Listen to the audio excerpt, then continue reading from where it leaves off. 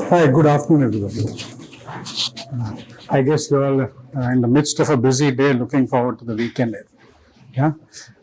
Today we're going to cover. Originally, we were going to cover revenue streams. Okay. And when I was told to cover revenue streams, I thought that in itself will not be adequate without looking at pricing. Yeah. The two go. Revenue streams are important in themselves, but for a business to make sense of the whole thing, it has to be read with pricing, or it has to be understood with pricing. And that's why I combine the two, because you're all in startups, you're heading enterprises or performing key roles in enterprises, in startup enterprises. It's important to give a broader picture than to keep it limited to revenue stream. That is why I added pricing, and you'll see why as we go along. All of you, as I see it, at least many of you have got websites at the very least. Most of you may have even declared financial results one round or so. So you, or else you might have studied profit and loss statements of competing companies, right? So at the very least, you would have seen what a profit and loss statement is and what are the kind of revenues that it lists, right? You will often see in profit and loss statements revenue from goods, sale of goods or services, which is really often the first line on a profit and loss statement, right? The other types of revenue that you'll get are interest revenue. If you have lent money, then obviously there will be interest revenue. Rent, if you have rented or leased any property or equipment, then you will have lease or rental revenue. And dividend revenue if you have investments. Now, in any single profit and loss, do you see all of these? Not really. All businesses have their own focus, right?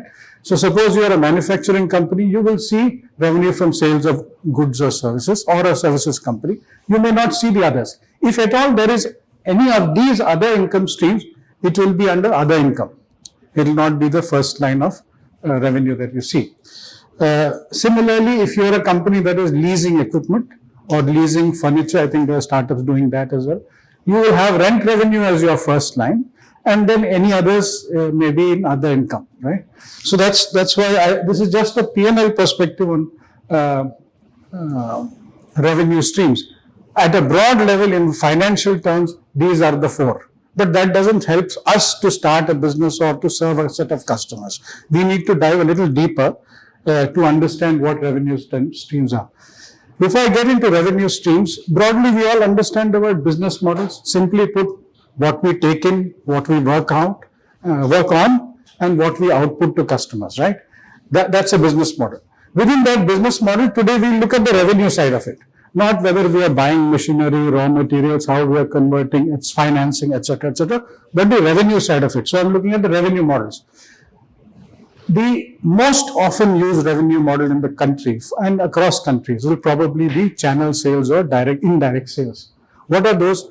Whether you are buying vegetables or you are buying electronic goods or garments, name it. 90% of the stuff that you buy through channels, indirect sales. A farmer probably sells his produce to a trader who probably brings it to the city.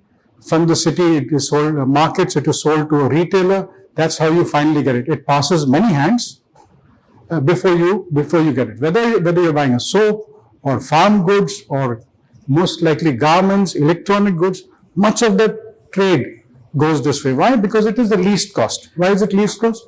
It is shared by all products. It's shared by multiple brands. So therefore, it's individually least cost to each of the manufacturers who are using the channel. Money flows from you to that retailer, to a wholesaler or a dealer or a super stockist, and thereon to the manufacturer. Entirely driven by profit, completely shared. It's by and large the lowest cost. That's why even your 1 rupee matchbox comes very easily through this channel. And you can buy once, a single stick of cigarettes you can buy. That's what this channel does for you. The second one is a little more sophisticated, retail, which is the most often seen retail presence that you... No, Bata probably, yeah? You go to a Bata store to buy a shoe. That's a single, I don't know if there's any other brand that is so widely present in retail, single brand. Bata Pro, Yeah. What does that help you do as a brand owner? It helps you to control the environment, manage the relationship with the customer, manage the entire customer experience. It gives you the ability to distinguish yourself from competition. Somewhat expensive to operate. Why? It's a single brand. All the costs, everything sits on that brand. But brand owners are willing to do that trade-off because they want to maintain exclusivity, they want to provide an experience, etc., etc. Direct sales and direct sales, even before we got into web, etc., used to exist. Okay, it didn't just start when the internet and online trading, online e-commerce started. It was there earlier as well, but it's more used in B2B sales, less in retail, less in consumer goods. What it offers you is the interaction between the customer and yourself, your sales staff, your personnel interacting directly with the customer. Okay, ability to respond to customer feedback quickly, and obviously because there are no intermediaries, you are talking directly to the customer. There are no added costs because of intermediaries like distributors, retailers, etc. Not that all products lend themselves, by the way, to each of these channels. There are some products that do well in these channels. Web sales is of course big now, and I don't need to go through it because all of us do it in some form or the other for so many products and services now. Subscription. Beauty of subscription is you incur the trouble of selling once, but you continue to get revenue over a period of time. The oldest, probably, I don't know how many of you have seen it, is Reader's Digest. It has been a subscription-based magazine for years. Okay, and magazines are the ones that have always used subscription model. It continues today in an e-form as well. Whether it is on, news media use subscription model on online as well. This is pretty simple. Licensing. We are all familiar, I think, to some extent with software licensing, right? But beyond that, if you are a fan of, let us say, a football team, Barcelona, and you want to buy a Barcelona t-shirt, there probably is somebody who's taken the license from FC Barcelona in Spain and selling the t-shirts here, selling t-shirts over here. That's how licensing works. The brand owner is sitting somewhere else. He doesn't have anything to do with the end market. He has control on his IPR. He allows you to use it and sell it for profit. Sell products from that for profit. Okay. Easy to extend to new markets without much investment for the brand owner. Commission marketplace. The more visible ones, what you see today are stuff like IndiaMart, which some of you who are doing industrial goods related businesses might have interacted with. But again, it's not new. Whether it is a market yard where farmers bring their produce and sell to traders, it's existed always, and it has been commission based always. Being online enabled a lot more industries to come into the fold. Free premium, it's a catchy word. Starting out free, but you pay for a premium as you go along. Most of you would have a LinkedIn membership account. It's free till you ask for something useful, and then you have to pay, right? So that's the most visible of this model. Ad based and Vani knows, she's been in the advertising industry. Those of you who have interacted know that you have to pay for advertising of any form. You advertise on any platform, you have to pay for it. It's very visible. Affiliate based. This has also existed for a very, very long time. When you go to buy a car, you buy the car, you decide on the car, everything. The deal is sent by the dealer to a finance company. And the finance company in turn pays him some form of commission for sourcing the deal. So it's an affiliate who pays revenue or commission to the dealer, and that also has been there for a very, very long time, at least as far, maybe as much as 20, 30 years, ever since at least auto finance that I'm familiar with came into existence. I just put these down to to give an understanding, a summary of all the retail models that I could think of. Are these relevant for everybody? All products and all customer types? Not really. Some are applicable for some products, some are applicable for some customer types. It's not universally applicable for everybody. Your business may choose one or more of these depending on the kind of product you have, customer profile that you deal with. You have a few types of them. Transaction-based revenue. You go and buy some equipment. That's a pure and simple transaction. You buy an equipment, single deal. Beyond that, you have services. Yeah, there are a lot of ways to look at it. Services as it exists in the IT industry and back offices and so on and so forth, or even services that are to do with household, services that are to do with your vehicle, services. These also are in the ambit of B2B businesses. Project revenues, whether it is commissioning of an equipment or building of a bridge or a building. All of these, by the way, are very, very unique transactions when you come down to the revenue side of it. Recurring revenue, renting or leasing, licensing, commission-based businesses, etc. Just to summarize that. Now, when I move on from various kind of revenue models to revenue streams, what is the difference then? A revenue streams are really what are your businesses' different sources or different streams of revenue. It could be any one of those 9 options that I showed you, or multiple within those. So if you may be, let us say, in a business where you are directly selling goods through your own channels, you are then selling goods through indirect channels, you are selling online or through marketplaces. You could be using multiple, and that would depend upon your business, your customer type and your customer needs, and what the competition is doing as well. All of those considered. So revenue streams are various streams or sources from which a business earns money from sale of goods or by providing services. Types of revenue streams that a business records depend on types of activities. Okay. From a general understanding of us as people who live in society, which of these do you think has more revenue stream? Consumer businesses or B2B? We buy so many products as individuals. Probably in your companies you sell as well. Consumers have a lot more variety in as far as consumer businesses and so far as revenue streams are concerned. Products or services? Services? Maybe. It's a growth of services. Products, I think a lot of companies over time have bundled products and services. I'll show you some examples of industries with phenomenal revenue, some industries with multiple revenue streams, okay? This is hospitality. We all know hospitality hotels. At some point of time, it must have started with accommodation only, lodging, hotel providing rooms, yeah? And then added one revenue stream, saw an opportunity, added food and revenue, food and beverages, restaurants to it, yeah?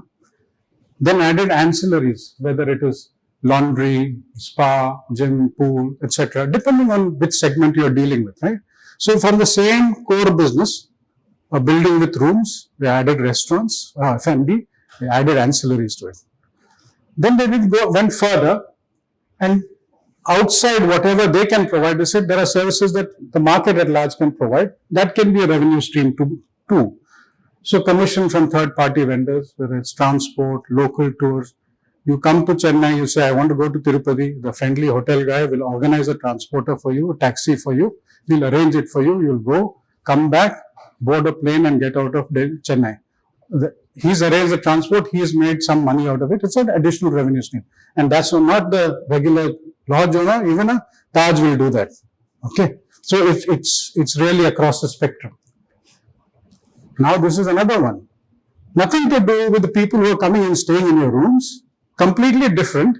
You're there, you have premises, you have the ability to run events. So why not offer maybe weddings for weddings or business meetings, etc. So you added another revenue stream there. And last, nothing to do with anything. Just that you have a building and you can make shops there. The environment in a 5-star hotel is great. So I can provide that property there on rent, and premium brands, luxury brands can come and have stores over there. So you see how it has evolved from basic accommodation to add so many levels of revenue. And how are they important? If you look at the profit and loss of any business in general, after you cover all expenses, pay financing costs, etc., the gross margin, the net margin that you're left with may be single digit percentages. Okay. So in that perspective, if this thing adds 0.5%, that's really worth it for you. Because in that 5% or 10% net margin, 0.5% is an incremental that may come from this. Okay. So when you look at the aggregate revenue part of it, this may be very small. But remember, it is sitting on all of this. Or this may be very small, or this may be very small. And this may be very big. And it is. But these small bits are adding and finally contributing to the bottom line. And that's why that's how multiple revenue streams have helped this industry. It's not for everybody. Not all industries have this potential. Yeah. So we think that this is all that you can do with hospitality. Right? Well, what else can you do with it? So many, 8, 6 or 7 different revenue streams for one business. Yeah. I'll show you something more. So those 7 revenue streams, I've taken one out of that, which is rent. Okay. I've left only 5 out of 6. I think I left 5. Yeah. There's another industry that came out of this. They started selling memberships. Okay. Membership saying, hey, you want to holiday? We will give you a week every year for the next 20 years. I'm selling memberships now. So there is a new segment they opened up of holiday goers in certain locations. Not all hotels can do that. Not all resorts can do that. No, but memberships. And so this is new revenue stream. This one would have come down, which is the normal room revenue, which is for what I put as FIT is free individual travelers. The whole business used to be that, free individual travelers. By breaking it into 2 and creating a membership base or going for a membership base, you left that as it is, but it's at a lower level. Okay. That's not all. When you're selling memberships, you get the chance to finance memberships. People, I would have otherwise spent maybe X amount of money for a holiday for a week. Now you're telling me that buy a holiday for 25 years. This will cost you X into 25. I don't have that kind of money. So that opens up an opportunity for financing. Right? So either I do the financing and I earn interest income, or I pass on that opportunity to a financing company and I get a commission for sourcing that business. If there are memberships and I allow you to buy and sell a membership, that means you used a membership for, let's say, 7 years or 10 years. I've pretty much used it as long as I want to. Now I don't need it as much as I need it. I needed it earlier. Maybe you had children at home, they've grown up, they've gone. You don't need the membership any longer. You don't go holidaying as a family as often. So it's lying idle with me. Some other customer wants to buy one. I'm willing to sell him, but I can't sell it to him unless I go back to this company and register the sale and say, hey, now not me, but somebody else is going to use the membership. So I charge a kind of a commission or a registration fee to do that. But lastly, if you have, and this is an industry practice, if I have membership for 25 years, they say there will be an annual maintenance charge. It will be inflation adjusted, etc. Every year I pay a maintenance charge. So see where we started and where we are today. I took this example because I couldn't find any other example where you start from a single point and create so many opportunities for added revenue. Not to say that every business can do that, no, but to show the potential of what can be done. By doing this, why did they it's not just about revenue streams being added, but also by converting a single holiday into a 25-year product, you've created tremendous predictability for the business. Yeah, you have X number of rooms, Y number of members. Is it matched? It's matched. My revenue for the next 25 years or X number of years is assured. As I sell more members, I sell more rooms, and I can potentially keep growing. So, tremendous predictability. it's like a newspaper vendor. Yeah. If he were to have to say, if he had to sell a newspaper every day separately, the business wouldn't be worth it. Okay. But he comes every day without us knowing, he drops it in and goes away. The lady or gent who comes and delivers milk packets. Tremendous predictability. He or she knows that this is a never-ending stream. So predictability is very, very important in business. And that's something this arrangement did for in the hospitality industry. I'll give you another example where I worked, both this one and the other one, automotive. I think we all own some kind of an automotive, whether it's, and we have mostly gone through the buying process as well, right? As a customer, when you go first to the automotive dealership, you buy a vehicle. Along with the vehicle, you may say, oh, I want anti-rust, or I want some accessory, audio, or anti-theft, etc. The dealer has an opportunity to sell that. That's his second revenue stream, right? The third revenue stream, again, is financing of the vehicle, which we spoke about some time back, right? When you finance the vehicle, you get the bank or the NBFC will give you some kind of commission. And by the way, this is the revenue streams created from the business. I'm not saying these are all for the manufacturer. It helps the business ecosystem function. When a dealer sells a vehicle and he gets revenue out of sale of accessories, he is getting revenue plus the manufacturer is getting revenue, because the accessories, some of them at least, are supplied by the manufacturer. Financing of vehicles, it may be a tie-up involving the manufacturer, or it may not be involving the manufacturer. In either case, the dealer will get some commission, and it helps his profitability. It helps the ecosystem's profitability, and that's important for you. If you are an automotive manufacturer, you survive not because you alone make all the profit, but because everybody else who is with you is also makes profit out of business, right? So this is at the point of sale. In your ownership experience of the vehicle, what happens? There are other opportunities to make revenue. Sale of parts. The dealer makes revenue, and the manufacturer, if he is supplying the parts to the dealer, which is most often the case. Sorry. Extended warranty. Normal manufacturer's warranty may be for 2-3 years, right? You plan to own your vehicle for 5 years. Beyond the 3 years, you would like some assurance that if something goes wrong, my pocket won't be hit hard. So you're prepared, or some people are prepared to buy extended warranty. That's another revenue stream. Provided either by the manufacturer, or nowadays for different products, there are third-party sellers also, insurance products also. Commission and sale of other products of other companies, whether it's lube oils, batteries, etc. Through the automotive dealership, that too sells, right? Manufacturers also brand these products and sell them. So that's 3 revenue streams that you added in the course of ownership of the vehicle.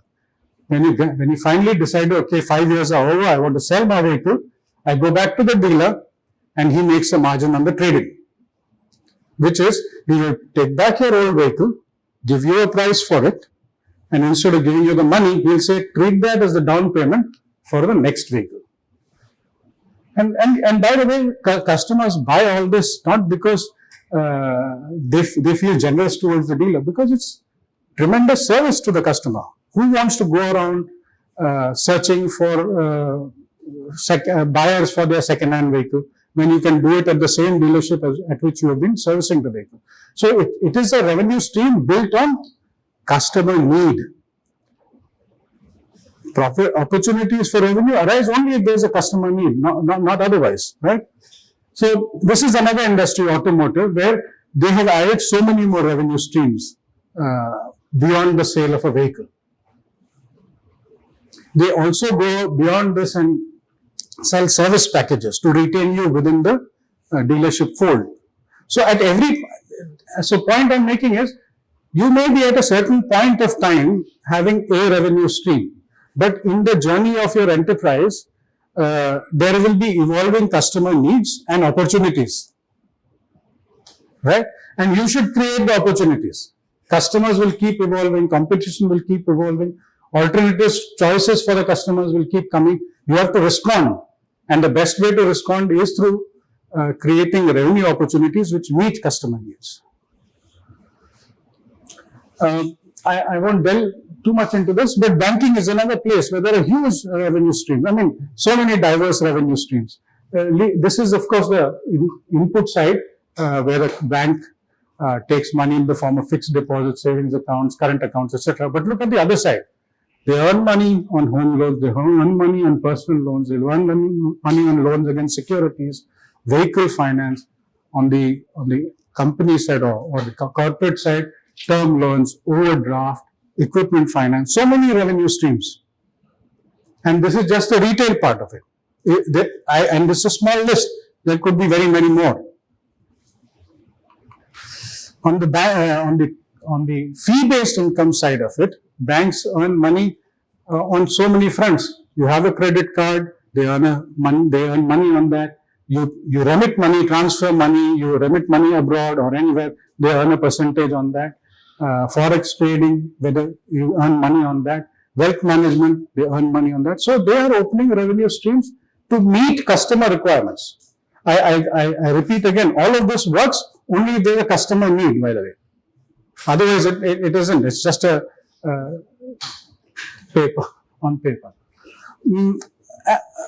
I don't think many of us here are doing projects. Projects as in construction, buildings, etc. I don't think they are. But that in this industry where you do, let's say EPC contracts or something like that, revenue, it's a single revenue stream, but it's phase wise. You don't get the money at one shot, either the beginning or the end of the transaction. It's a payment which is phase wise.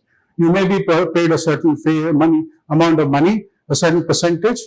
At the design stage, you complete design, customer is happy, you charge money for that. Yeah.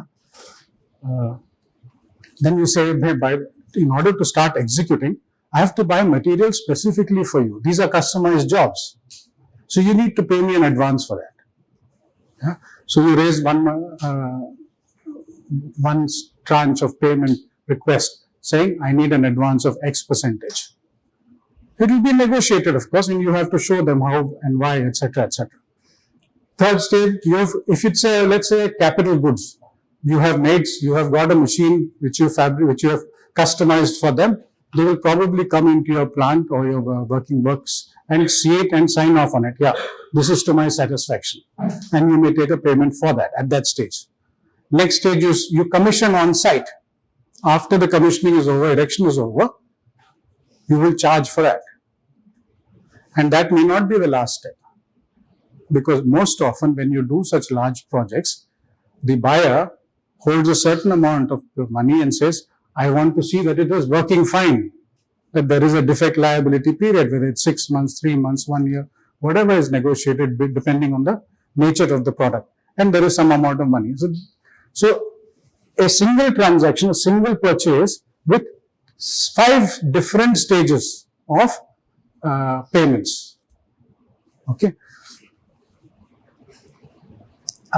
Study dependent. Okay. You may be supplying equipment to a customer who in turn using that is providing a service or a bigger project to another customer. That will have an impact on when you receive your payments, because he will tie it to when he or she receives payment from their customer.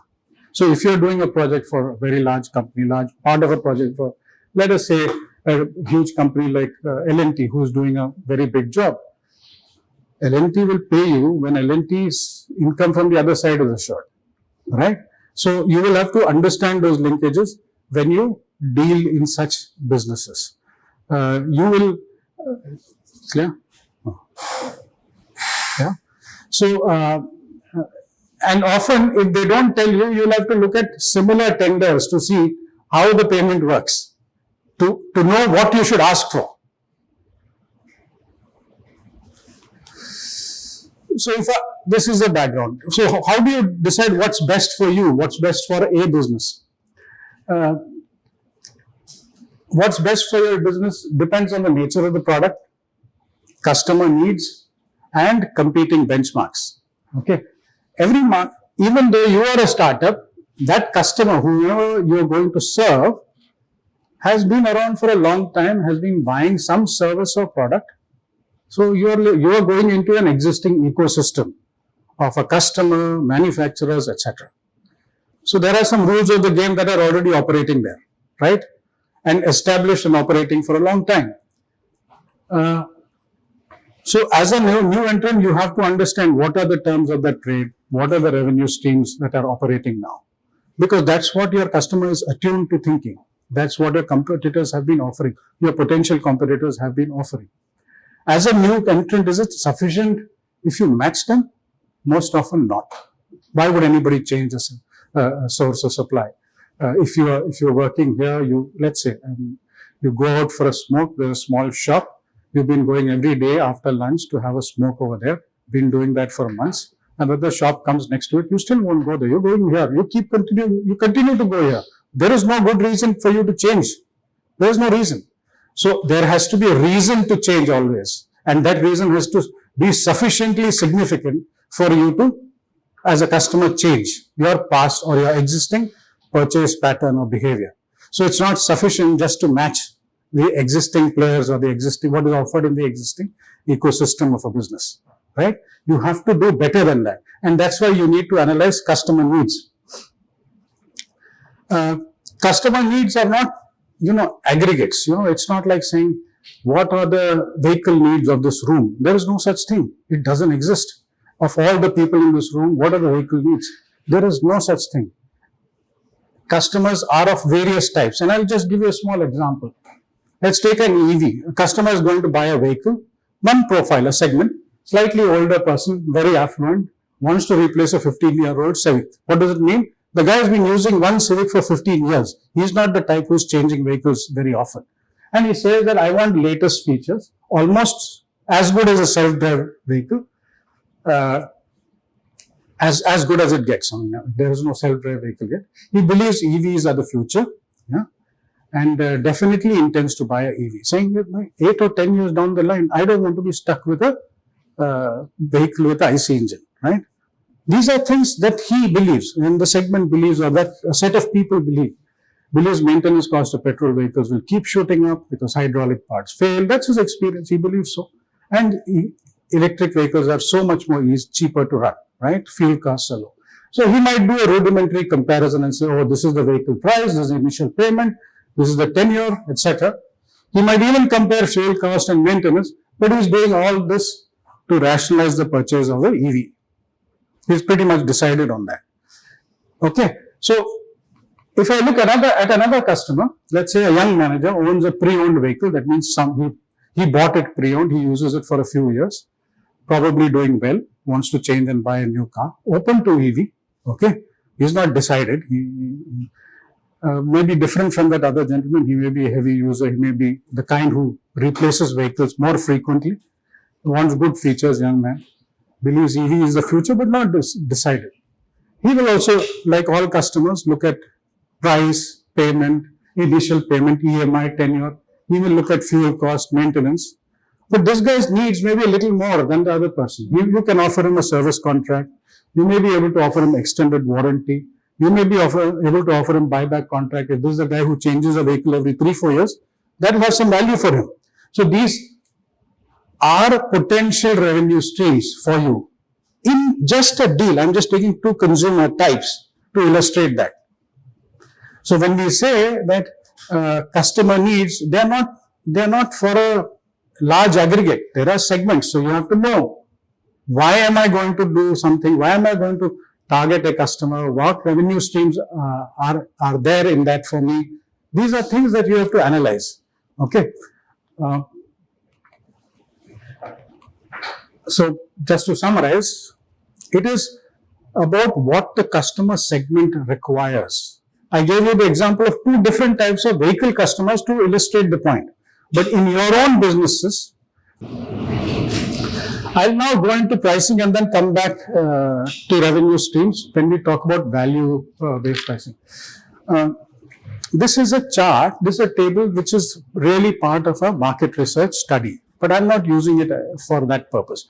I'm using it to illustrate how pricing works. This is on the left side. On the y-axis, you've got percentage of customers who accept. Okay. On the x-axis, there are price points.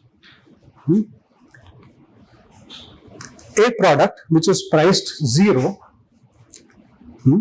will be seen as too cheap, right? I mean, faltu cheap. I mean, really useless product. Most of us would think, have a understanding of what the right price should be, at what price it is. Is it ridiculously cheap and it reflects poor quality? And at what price is it worth considering? We all have something in our mind, not often articulated, but if I ask, and if you go to a store and you find something totally way out of range, you may not touch it.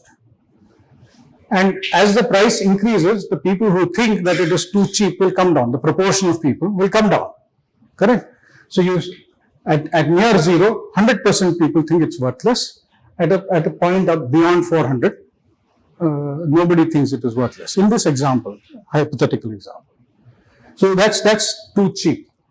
Now I draw another line which says it is expensive. Expensive does not mean that I will not buy. But let's say at 200, one person says it is expensive.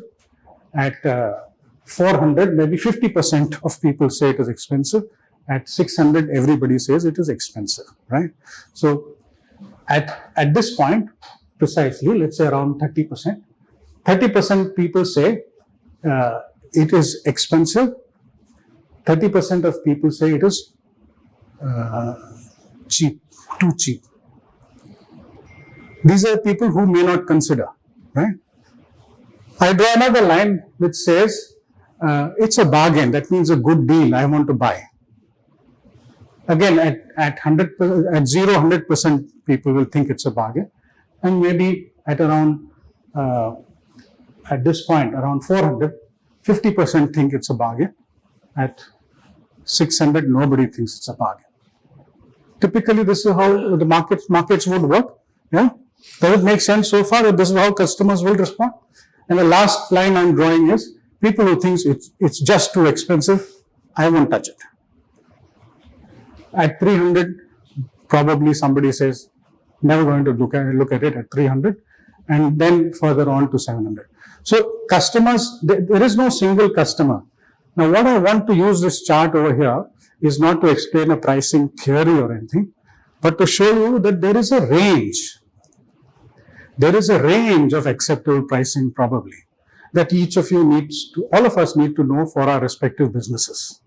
How we arrive at it, we'll come to later.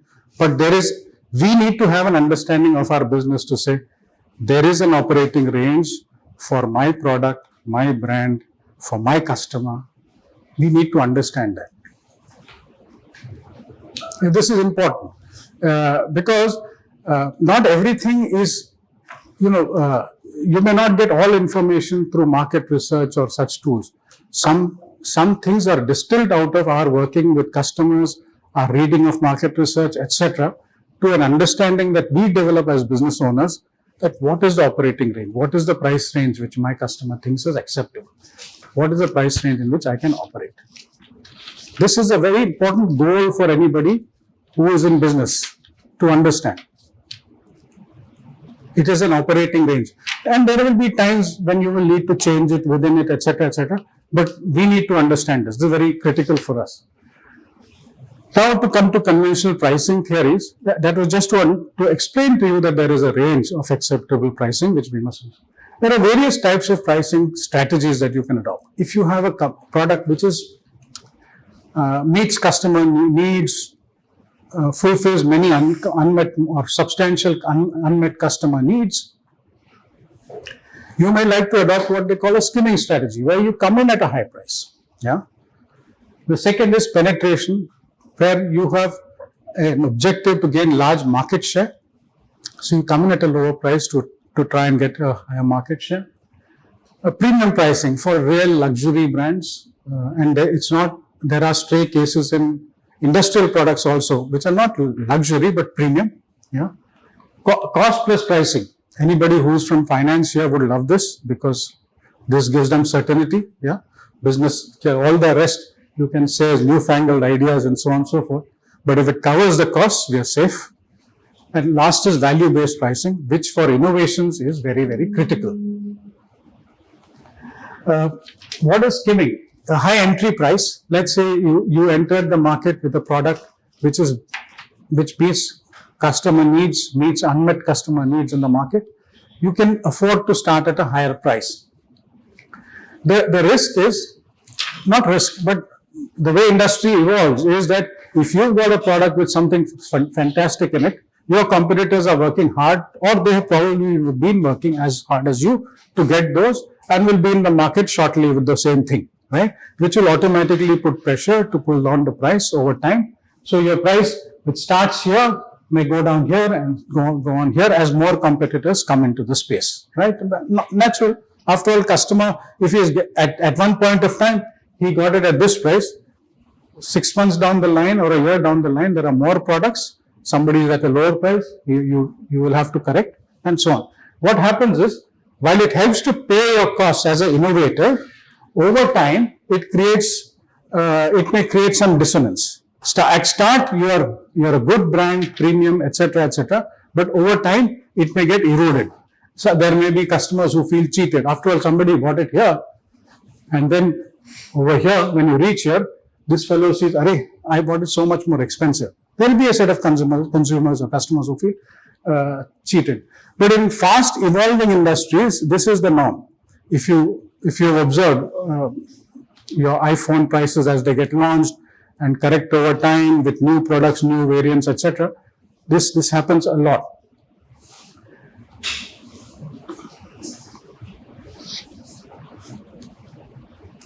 Penetration pricing is a different approach, where you're saying that I'm not satisfied with the volume at the top. For example, my manufacturing capacity for this kind of product, for this quality of product, I cannot operate with so little volume. My plant has to operate with at least so much volume. It's only with that much volume that I can deliver the quality that you want. Then it becomes essential for you to adopt what is called a penetration pricing, where you are targeting a higher volume, right? And this is a very real situation, from FMCG to industrial goods to vehicles, everywhere. It's a very, very real situation, that your costs are related to volumes. If you want a certain level of, and quality are related to volumes, you want a certain level of quality, a certain level of cost, you need a certain volume, and therefore you may be this may be an appropriate strategy for you. Okay. Penetration price used to attract customers by offering lower price, suitable when there is little product differentiation, very little product differentiation. Okay. So demand is price elastic, that means. Yes, it has to be price elastic, because it means that this guy launched at this price and you got Q1 volume. Okay. This company may have launched at this price and you got more volume. So that means when you reduce the price, volume must increase. Not always happens. It's not true always. So there must be elasticity of demand.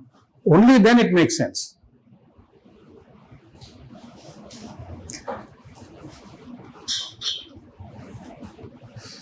So broadly, we spoke about skimming, penetration, premium, and premium is this, high quality, high image, price strategy. Each product, there are premium brands, especially in technology, fashion, etc. I put Caterpillar here because I see them selling at near premium prices in their categories. Okay, hardcore industrial heavy engineering product sells at premium prices wherever they operate. Rolls Royce. Okay. Now I come to value-based pricing, and this is for anybody who's coming in with a new product or a new service not in the market, unlike what is there in the market. This is important. This is a process where you assess this is a process by which you assess your product's value in terms of features, functionality, and base pricing on that. I'll give you an example. A 350cc bike versus a 300cc bike, there may not be much difference in the cost of the engine. It may be the same cylinder block, just the throw of the piston may be different. There may be marginal difference in cost, but you might be able to get much higher pricing for that. So the term here is value, not cost. Customer sees greater value in a 350cc bike versus a 300cc bike. How you package the entire product is a different matter. You may have to give more features, etc. etc. But the cost itself may not justify the increase. Okay, so you have to have a very good understanding of the value of the benefit or the value of the functionality that you're offering. In my experience, a 1.3 liter vehicle and a 1.6 liter vehicle, the cost difference in the engine is marginal. Really marginal. In the price of vehicle of 10 lakhs or so, this is hundreds of rupees, okay?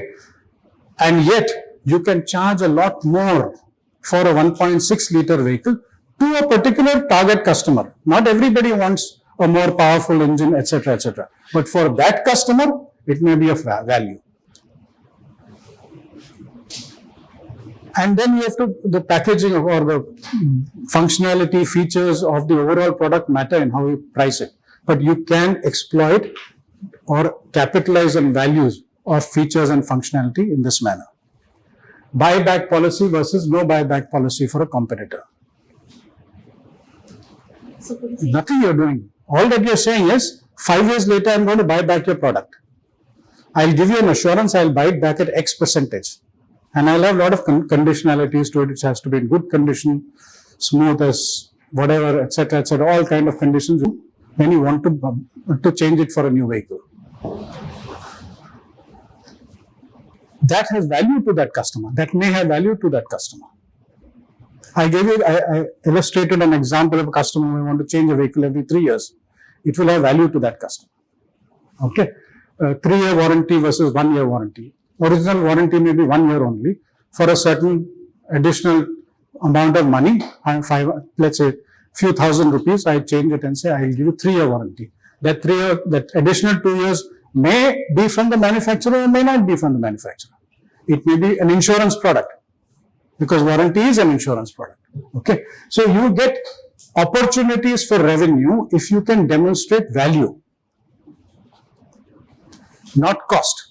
are there buyback policies in aside from cars? What other industry has demonstrated a buyback policy? The advantage for them is we have to go with the same brand. Correct. What kind of instrumentation? We cannot go for open tender. It's a specific like we have to go with that. Being manufacturers and industrials. Okay, you cannot go to the purchase manager of a company and say your competitor's price is X, my price is 10,000 rupees without giving a value justification. In most B2B purchases, you have to give a real value justification. That I'll speak about later. It can be cost reduction, revenue enhancement, whatever it may be. But you have to use value to sell. Okay. This is an example of a simple product. The font is not so clear, but I'll explain. These are coffee makers, simple coffee makers. Okay. Different features. You will see this in a typical vehicle spec sheet as well. Yeah. This model has got these features, these features. This one has got more. That one has more. What are these features? Auto off, auto on, auto brew, high altitude setting, preferred language. Most of them are simple programs. Zero cost. Zero cost. Okay. But by adding these ticks, which are functionalities that a customer may appreciate, you can charge more.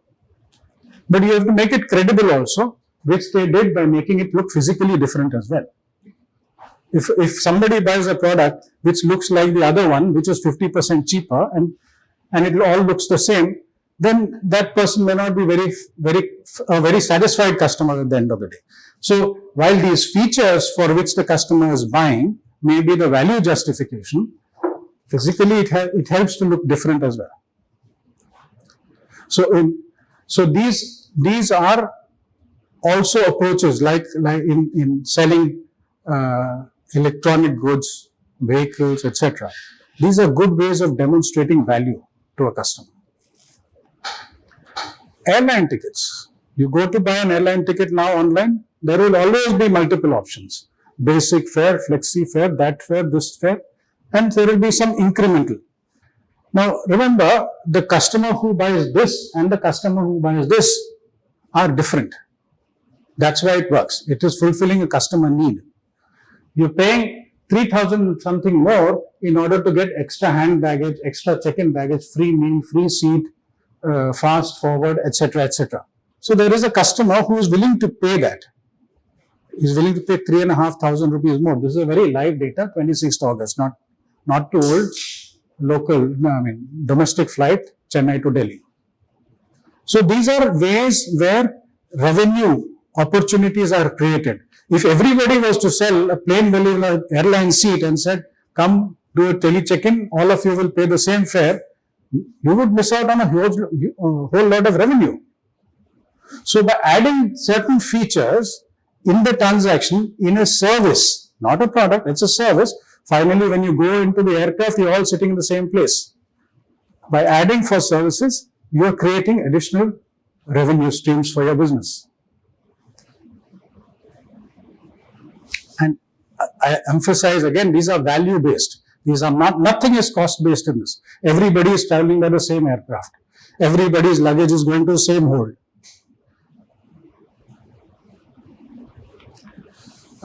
The difficulty in value based pricing is how to assess the value that the customer is willing to pay.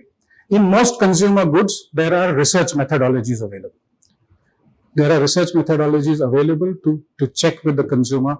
Are you willing to pay, not direct questions like this, are you willing to pay so much money for 500 cc more? Are you willing to pay so much for an anti-theft alarm? There are research methodologies to do this. You can do this for consumer goods. You can build based on research, market research like this, you can make decision rules that my anti-theft alarm, customers in this segment are willing to pay so much. You can do that at the time of launch of a product, right? So that is the not so difficult part. In B2B, it is more difficult because you have to talk to consumers one after the other, all of your consumers or a large sample of your customers, and get an understanding of the true value or monetary value that the customer assigns to those functionalities or benefits. You may be buying let's say you go to sell a vehicle to some oil field or a solar farm. Thousands of acres, you want to sell pickup trucks. Those trucks run year round, day after day to clean those solar panels. That customer cannot afford downtime. He might be giving huge premium for ensuring zero downtime. He will behave differently from a customer who is buying a pickup to supply vegetables in the local market. So you must understand what is that value that the customer assigns to certain functionalities. If I say, let's say Toyota, and assume that it has a reputation for good performance, reliability, low downtime, that customer will be willing to pay a premium. If you check what is the cost of downtime for him, if the vehicle does not operate on a day, what is the cost that he will incur because he will miss certain workload in cleaning the panels, etc. So you have to assess that. In B2B sales, it is very, very important for us to assess that. Without assessing that, you will not be able to decide A, what the price should be, and B, how can you charge for additional functionalities that your product has.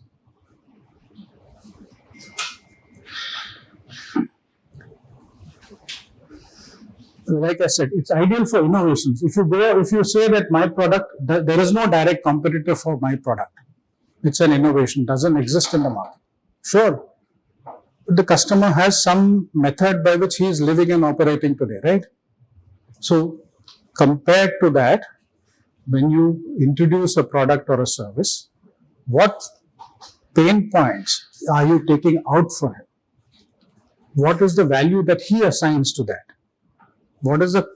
And that we must understand. But by the way, if it is a truly an innovative product, this is the only way to assess the pricing. The other way is what I said the finance manager loves, which is cost plus. Which by the way is a very, very rational approach to, must be done for other reasons. Because you have to show him a roadmap saying, yeah, I'm going in this way, and over time, this is how I will change. Okay. So when we talk about B2B business, assessment of economic value drivers that impact customers must be such that it is revenue positive to the customer. If it is not, why should he consider? I'm living without it for a long time. Either revenue positive, or it should be a cost reduction, or it should lead to capital reduction, deployment of capital reduction in this, or deferment of investments, something tangible, or risk reduction. It has to be a tangible gain. Otherwise, innovation is not really a business proposition for that customer.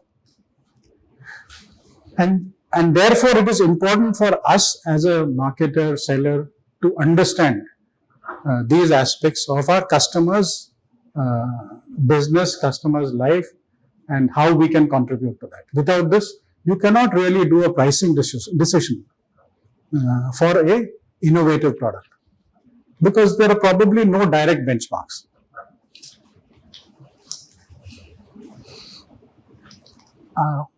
A lot of consumer goods sells on the basis of emotional drivers as well.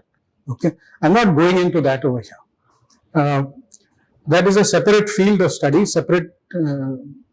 It, however, sits on top of this. It doesn't fully replace this.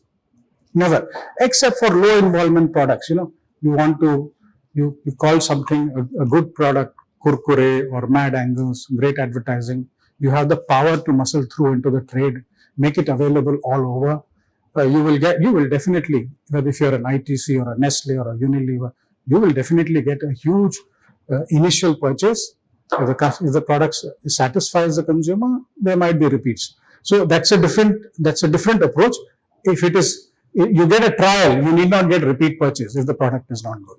But often they are all related to price points and strongly driven by the distribution and sales muscle that helps it reach. Remember, I showed you the first chart, channel and indirect distribution, where the manufacturer goes to a super stockist, to a dealer, to a wholesaler, to a retailer. If you have the power and a system to push it through all of that, then it works. If not, you will not go beyond the first point. And I know startups there also in the FMCG space who are able to place it once but never repeat after that, because it takes a whole ecosystem of companies like ITC or Unilever or Nestle to work to make a successful product successful in the market. Okay. Value drivers. This is a schematic. One circle is what you offer, one circle is what the alternatives in the market are, and one circle is what the customer needs. Okay. So there are overlaps, of course, right? This is what customer needs, we offer, and competitors offer, right? So it is pretty much common. Everybody does it in the game, right? And it's like saying all cars have 4 wheels, or something better than that. All cars have got, let's say, wipers and so on and so forth. Minimum functionalities everybody has. This is what we have, which meets customers' needs. This is what competitors have, which meet customers' needs. These are a whole lot of irrelevant features and functionalities competitors have. This is what irrelevant features and functionalities which we have. The scope for innovation lies here. Innovate to fulfill unmet customer needs. This is where revenue comes from. Revenue opportunities come. Otherwise, everybody is offering similar products, similar services, all charging into the market, vying for market share. But if you are truly an innovative product, then you should be here. You should be addressing this,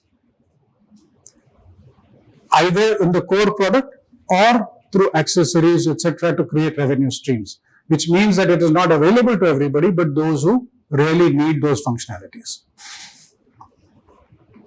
Cost plus pricing. No finance manager will let you go or put out a pricing in the market without looking at this, because he has to look at it. He has to see whether finally it will be viable or not. Yeah.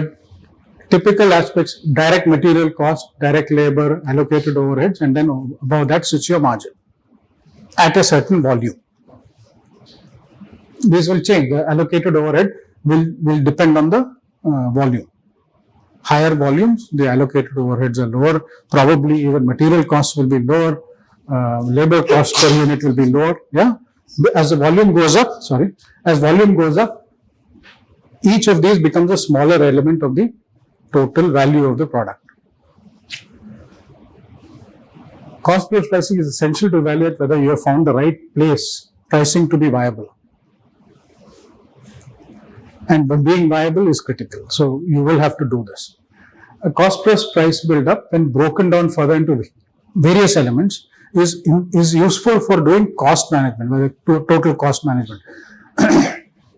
You have to understand what contributes maximum costs and where to attack in order to reduce costs. Unless you look at in this framework or similar frameworks, TCM is a framework, value analysis is a framework, you have to do that to arrive at opportunities for addressing cost. Pricing market research.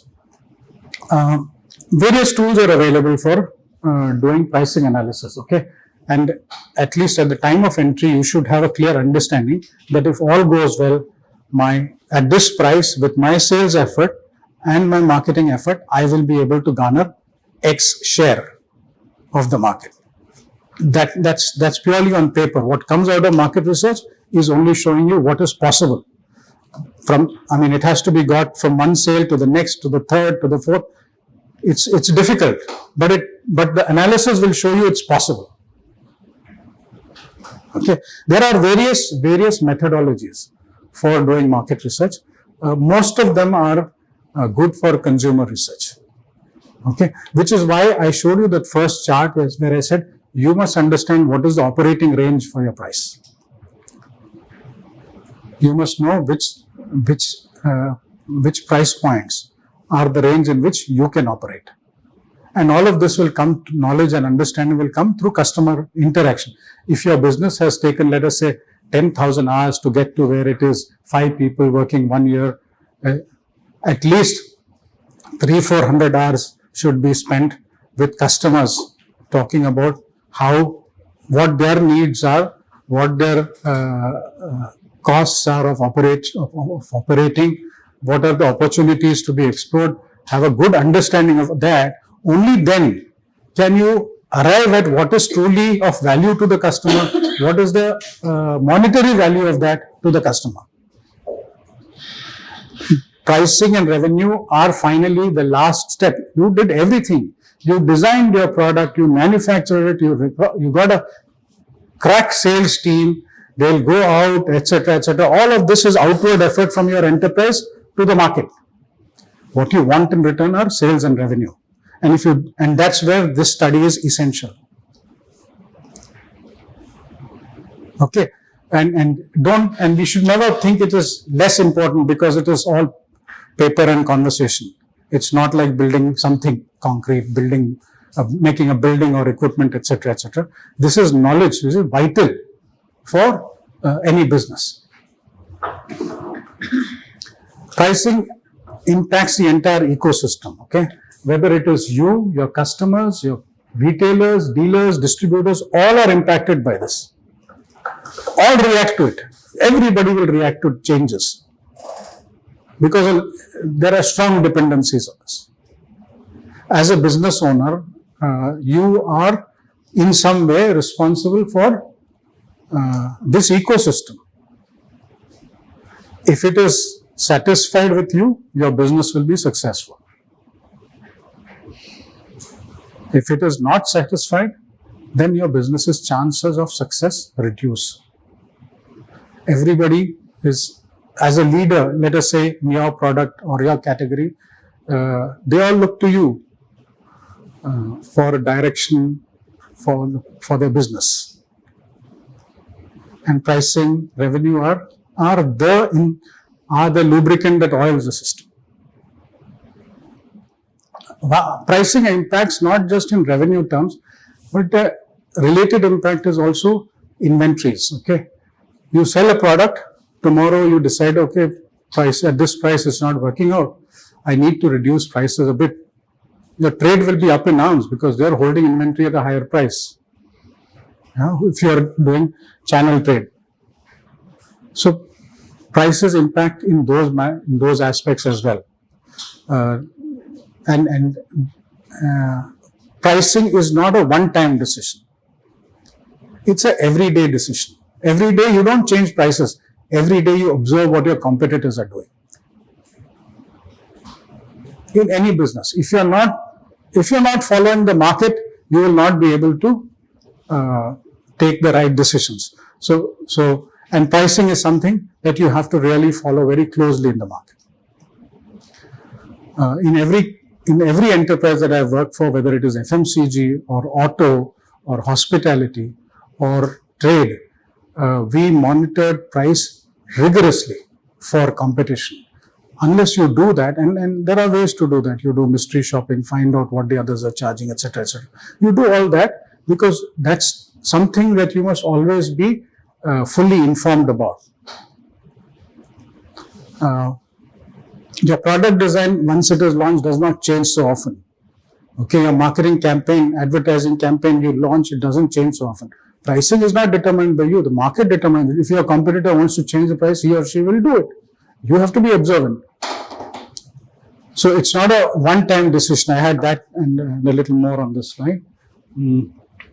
Revenue management approaches. Not everything is about increasing sales. Yeah.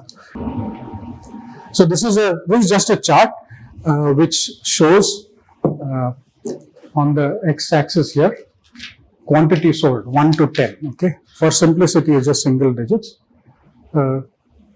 This is the marginal revenue. That means price of the unit. My price was 100. It became 80, and the sales became doubled. It became 60. Sales became 3. Price is reduced to 40. Sales became 4, etc. Okay. At some point, midway down this, you reach a point where revenue is at its maximum. Yeah.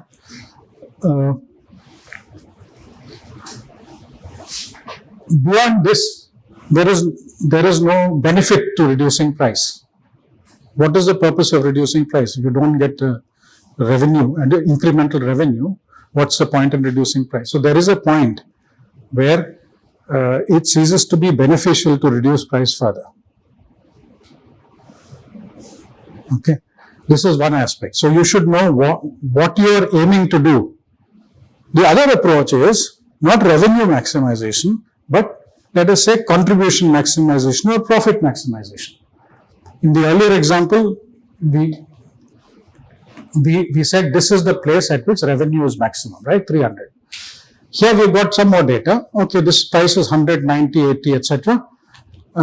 Unit cost is reducing. This is the contribution. And this is the point where contribution is maximum. You may decide as a business, depending on what your objectives are, that I will operate at this price point throughout the year because I'm trying to maximize profit. But when festival season comes, I want to throughput huge amount of volume, I'll gear up my production, etc. and I will go for this volume with discounts. Approaches are different. When you manage revenue, you have to consider both. When to do what. Okay. This is all I had to present. It's a continuous exercise. Like I said earlier, you may start with value-based pricing, and when you launch a new innovative product, test market it to finalize before launch. Subsequently, after you get into the market, you have to benchmark with evolving competition to provide follow-on actions for your sales team to garner more market share volume, whatever your objectives may be. When you launch, I mentioned about hospitality, automotive, etc., etc. There may be some rules of engagement in the trade, in that ecosystem, and you may just want to match those revenue streams. Subsequently, based on your knowledge of customer needs, you may be able to add more revenue streams. You may not be equipped to do all of that at the time of launch, but you may be in better place to do that a year down the line after your business has gained a footing in the your company has gained footing. Okay, that's that I wanted to share with you. Open for any kind of interaction, questions. On the previous slide, you mentioned about contribution. So is it a problem? Sorry? Is it a problem? This one? Yeah. You are gaining 32 rupees of contribution. Yeah, right? Sell that additional unit, you will not incur the direct cost.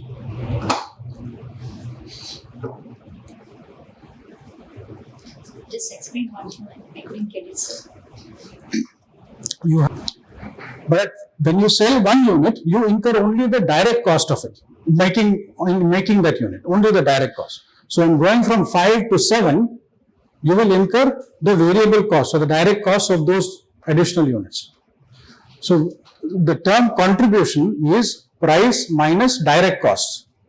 That contribution is available to cover fixed cost and for your profit. Somewhat clear?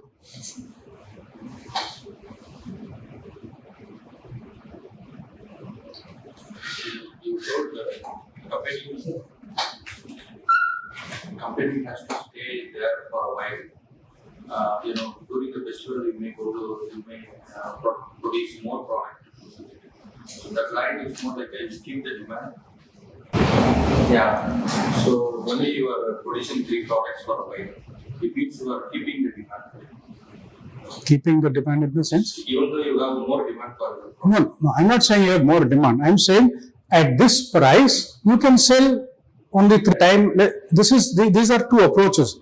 Whether you do it at the time of festivals or any other time is a choice. I mean, that's a strategy that you decide independently. These are 2 approaches. You can decide when to go this route, when do you want to go the other route. These are only 2 approaches for either revenue or profit maximization. It's not the same, is it? You produce more products. Suppose you are So in this, to produce more. right. So in this case, what are we saying? Unit cost of production came down from 50 to 47 or 48, but it is still not covering the revenue loss. Depends on your economics of your manufacturing and the markets and price elasticity of the product. These are hypothetical examples. These are not real. I hope you got it. Yeah, You get it? yeah. Because yours is second time. Yeah. So one way to look at it is, Give the mic. I think if you got it, it's fine. You are assuming you can sell 4 or 5 at the price of 80. Are you thinking you can sell? Why not I sell 4 units at the price of 80? Why should I drop my price to 70? Then I can sell more and I can. Is that your question? Yeah. But who will buy? There are only 3 people who are willing to buy it at 80 rupees. The 4th person is not wanting to buy it. So either you say, I can't sell it at 70. You can't sell it to 70 to him and sell the others at 80. No? That's the price that is fixed in the market. So when you reduce your price, you sell more. Right? How much you sell? You can keep on selling. The previous thing showed you can go up to 10 rupees. I mean, here also you have. You can drop your price to 10 rupees. You can sell how many? I don't know. But it's no 10. business. Will you do that? You may say, I don't want to do that. But market decides the price. What? Price is not in our hand. Here we are assuming, you should never assume prices in my hand. Price is in the market hand. You are just testing. At this price, how much I can sell. At this price, how much I can sell. Okay. And that is how you decide. If you say my contribution 96, if you get 96 is 3, and 92 Yeah. is 4. Yeah, 3. You're selling, 3. the next one is 94. 92. You're selling 4 units and you're getting less money. Yeah. Why do you Okay. sell the 4th unit? When you're paying money out of your pocket to the customer. Correct. That's what's going to happen. And I just mentioned festival as an opportunity because normally in festivals, demand automatically goes up. So when you take a price action, you may get an immediate bump up in sales. or discount, etc. Okay. It's not necessary during the festival, you have to reduce the price. Not necessarily. Excuse me, the one slide you showed about market research. Like, I didn't understand the first one, like how to validate your pricing decisions. But like, how the second part is actually done? Like, at what? There are market research studies where you can test price points. So for a startup, how does that happen? Yeah. Because companies typically have agencies, and those are financial. So when you cannot engage a market research agency which will charge you 5 lakh rupees for Yes. doing a market research Then how study, do you- then how do you do it? Then you have to do it. Then you have. You cannot say, huh? You can take a vaccine. Hmm? Yeah. You can take some innovative options. Right. You are in IIT Madras Research Park. Yeah. They have a good management faculty. Yeah.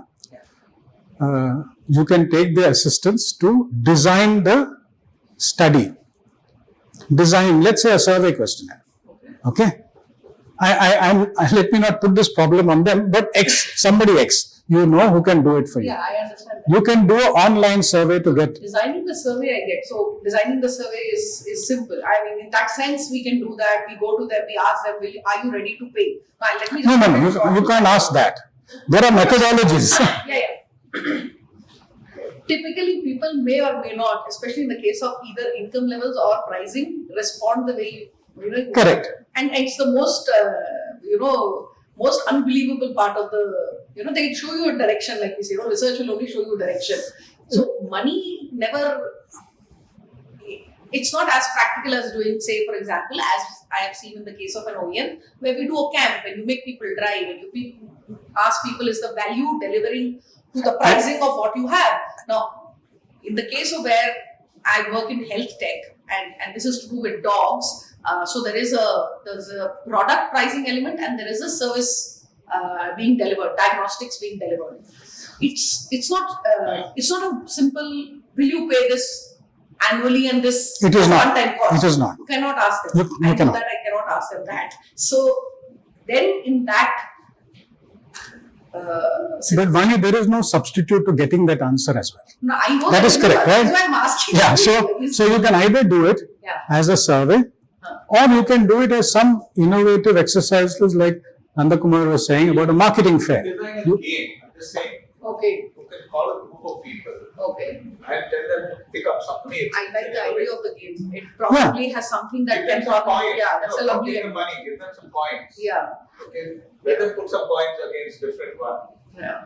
No, that's a You great know, idea. To do a electric- game is a great idea because You can easily, complicated structure of revenue streams or source of business, it's very difficult to ask the question of front. You get And the product opinion. doesn't exist. The question, if you ask a question, you'll get an opinion. Yes. Opinion I can give you. Yeah, When don't it comes to paying, I won't pay. Yes. So you give them some money and say, now you pay. How will you spend it? Right. That's a game. this is what he mentioned is a well practiced methodology which some management schools use extensively Right. in order to get customer responses which are not very, what should I say,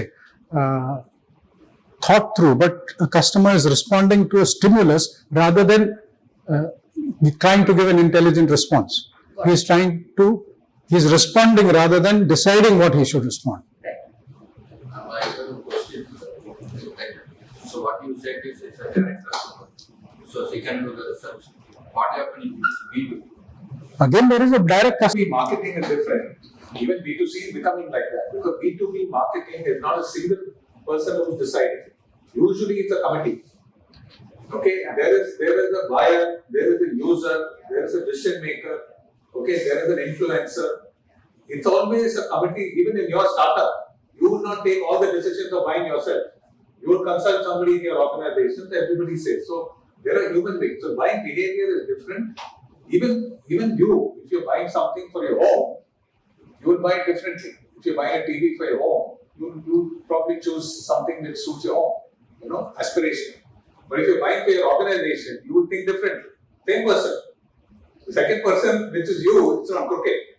It It is just the behavior is different No, because like the chart you presented previously, right? The demand versus price point. Yeah. If you ask them, okay, Example. let me give you an example which I gave in the previous session. I took like this. Okay, it is a industrial product. Okay, least expensive. It's an electric wire. Okay, in a project management, people buy electrical wires. Everybody buys a cable and projects are running. Whether it's a metro, whether it's a building. Okay, now who takes a decision on how much to pay for that electrical wire? Usually it's a purchase guy who does some kind of tendering because it's a commodity. There may be 5 suppliers, you buy from the least cost, L1, okay? You may say give it free. But there was one company which said, I will not go through that route. And they did not go to the purchase guy at all. They went to the project manager and said, in fact, they found out from talking to many project managers, what is the biggest cause of delays for the project execution. And delays means time. Cost overrun, time overrun, right? And they found that electrical wires are the ones which are causing the biggest delay. Quality issues. Huh? Quality issues. Not quality, just delivery. See, nobody bothers. Maybe a screw or a bolt or something which is such a trivial item, nobody bothers, but that holds up the project. Okay? So what this company did, he's gone and told them, I will ensure zero delay. Zero. If there is a delay, it's free. Okay? Something like that. If it's a delay, it's free, but I will guarantee no delay. But you pay me 50% more. Okay? This guy, he's a project manager, he's not the decision maker, final decision maker. But he's convinced that this is something that I need because my project will not get delayed. And now it is his job to convince the purchase manager and loan company to favor this. Okay? And the reason he's saying is, who's giving you a better deal? Tell me. You don't want my project to get delayed because even the purchase guy is responsible for the overall cost of the project. Okay? So it's a matter of putting the value, again coming to value. Here you're looking at time as money and saying, I will ensure, it's like a pizza guy saying it's 30 minutes, otherwise it's free. Right? So this is one way by which you can beat those guys who are saying give it to me free. They give it to you free, but I may not give it at all. I will give you my personal experience. It happened with TVS. Yeah. We are actually an alternative fuels and energy systems company, and they are having zero discharge liquid system. So for that, they are using butter. They are firing up close to 300 liters of diesel per day. We went, we spoke to them. He said we will reduce your cost by 35%. Your daily operational cost will be reduced by 35%, and we gave them that all our equipment and everything will be for free. The boiler, everything will be free. All you have to do is you have to purchase the fuel, this alternative fuel from us at such a rate, and that is the agreement. Finally, what answer we got was, see, currently we are buying from Thermax, and we don't know who you are.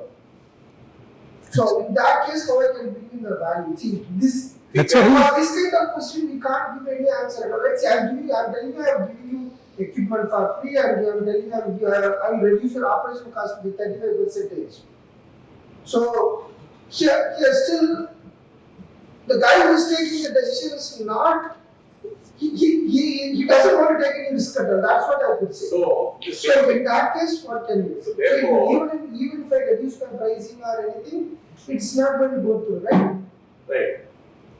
But then wouldn't brand and being a knowledge leader in some way, demonstrating when he published a paper somewhere, or a very poor example, I'm sorry, but I'm saying if you did some ownership somewhere, tie up with somebody in terms of knowledge and then go to TVS, wouldn't then you be in consideration? I don't know. I mean, that's You have to the find out. You don't know which is going to You don't work. know what is going But to let work. me go back to the example. You're saying that let's say there are 2 shirts. You want to buy a t-shirt or something. Okay. There are 2. One is saying free, take it. Another one, there is a price of 100 rupees or 200 rupees. Which one will you take? If I have 100 rupees, I'll check the quality of it. I'll take that 100 rupees t-shirt as well as the free one. Okay, fine. Okay, fine. So free one is coming anyway, you take it. Okay. If there is some medicine there, some drug, One is free, one is 100 rupees. Pay for it. You'll pay and take. You will pay. No, will you pay? Will you take the free one also and consume it? No. I said for, sir, when it comes So it's- So there is a risk factor involved, right? This is what the organization is buying. Unfortunately, the person is not buying for self. He is buying on behalf. He is buying on behalf of the organization. If I have a budget, okay, why will I risk? My management has given me a budget for that, whatever that diesel, okay. This year I've taken care of. I'm expecting a promotion or something. Many things are, safe for me. If I try some free product from a startup, my promotion may get jeopardized. I don't know what is going on in their mind because he's not buying to save money for himself.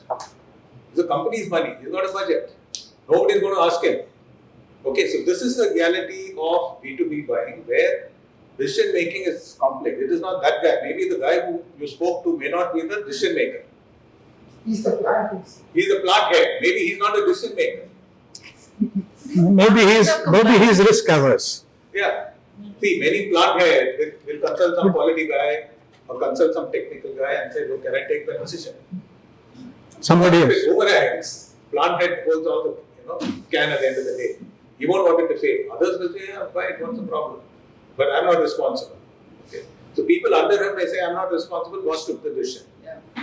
So there is a risk either way, whether you're a senior person or junior person. But pricing is not the answer. In fact, it's a better thing to do is to say, I will match competition price, but I will save you money. They may still think that it is, worth it because you're charging something. If the moment you give it free, somebody may think, is there a risk in my... New company, we don't know, is getting low price. We don't know what will I don't happen. think we should demean ourselves, or not using the word demean, but to lower ourselves by saying, I'll give it free. It's not that. It is that we are giving same quality. Okay. And his risk, can you partner his risk? That is why I said the previous example. That guy said, if there is a delay, I'll give it free of cost. That means risk is mine. Okay, can you give that? What is he afraid of? He's saying unknown company. What is he afraid of? The plant may shut down. You tell him plant shut down is on me. Because of this, the plant shut down, it's on you. If you put that, give it in writing, maybe it may work. But then you have to ensure that the plant doesn't shut down because of this reason. No, and finally you have to assuage that risk. It can't be left unaddressed. If that individual senses risk in the decision, we have to deal with it. What is the best way to deal with it? Your interaction with that person or the others involved in the system will tell you. Sir, regarding the customer of this one, survey is the best option. Is there any other way to, Sorry? regarding the customer side? Survey is the best option to assess the price. A survey is no, I don't say that. We need customer knowledge. Yes. Yes? One route of that is surveys. Yes.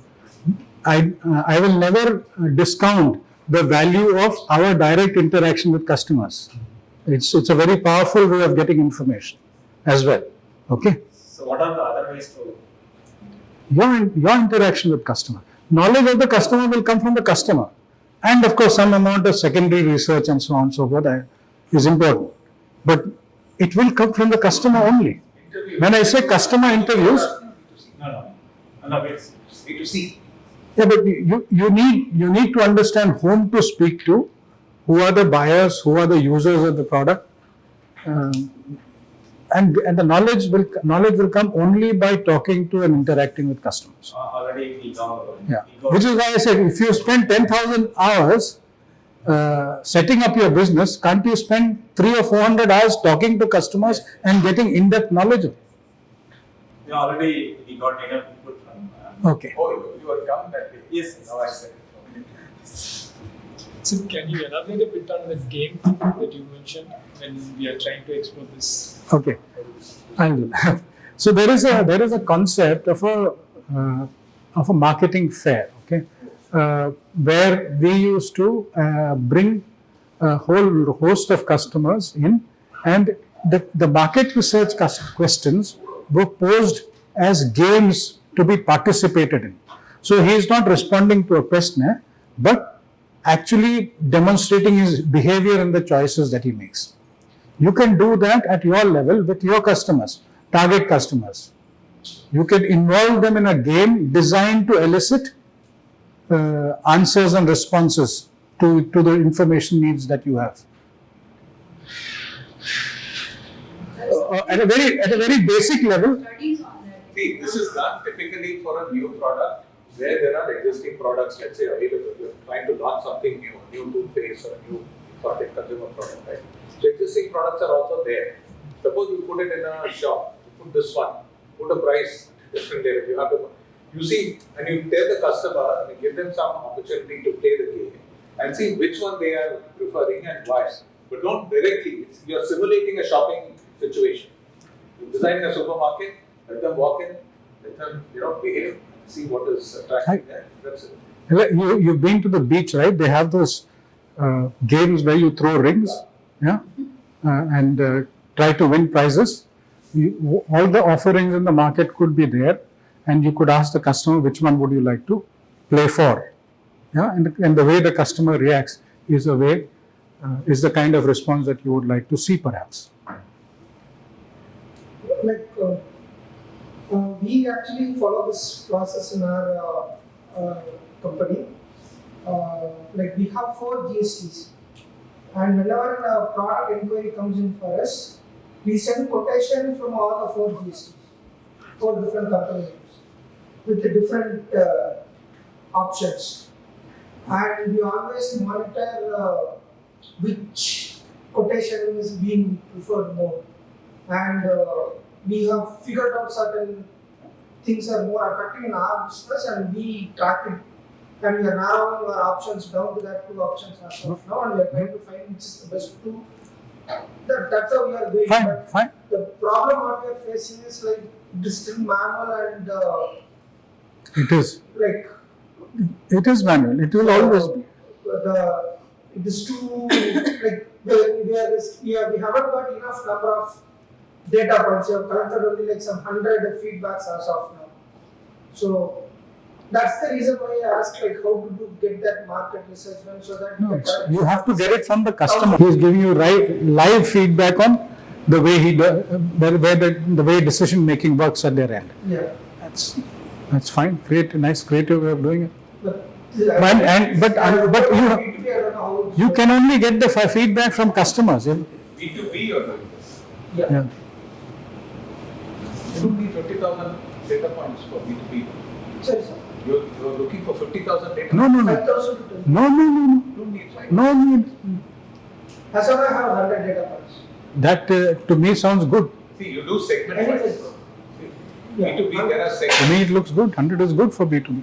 Okay, good. So if we are having like different revenue streams, and again one of the revenue stream is kind of dependent on or you can say like we started with one revenue stream and with time started the other, and the other one we starting and the other one we are having is will affect the Cannibalizer. yeah. It will affect That is 2 separate products, is it? No, it can be the same product, which can be used as we can give it as a service, but we can as well Could you explain what is the product and what is that? like if it is a testing machine. Ah, so okay. We can either do testing for people On site. Service, as a service, either we can sell them. sell the machine itself. Yeah, but if you are going for like service part, there are chances like people won't Buy the machine. to buy. So is the revenue only thing we should consider or No, but customer needs are different. No, you can't say that all customers must have need for the machine only. Customer need is different, and you are there to serve, You offer to both. meet the customer's You need. offer both. You're, Give them a choice. yeah, I mean, it's not all customers are not the same. Which is, I showed you that example of 2 different types of vehicle owners, right? All customers will never have the same need. Service is cheap, they won't buy. No, customer need is a customer need. Sometimes customers may prefer a capex item. Correct. They can depreciate it, they can show more profit. Otherwise, if you say service, it's a cost. So sometimes they may see decision making also. Capex costs are decided at the board level. Correct, correct, Okay, correct. operating expense anybody can do. So many customer to customer it will vary. You followed that part, no? That capex is decided at the board level because a company's capital structure is a one-time decision. It is not frequently revised every month or so. But the revenue side or the P&L side is day-to-day operations. So that decision making is at a much lower level. If you want to buy capex, you have to put it up much higher for approvals. And that decision making body looks at things differently from the way the operating guy looks at it. So different companies have different needs. If their balance sheet is strong enough and they find that it is profitable for them to invest in this equipment, the board might decide to do that. If it is a cost item only and an efficiency item, it will probably be left to the operating team to decide, and they cannot go in for equipment purchase.